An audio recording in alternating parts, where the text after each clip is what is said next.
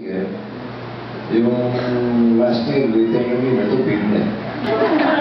Alam mo na, yung sige, alam mo na. Talaga naman big. Big in production, big in budget, big in casting. Kasi bawat episode may sarili sa cast.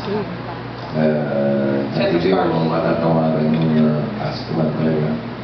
And aside from the big budget, big in story, it's not just an ordinary patawa film. Maraming patawa. Importante naman yun. Kailangan tumawag kayo, lalo lang pag Pasko. What I am so proud about with this movie, with this trilogy, is the heartwarming factor.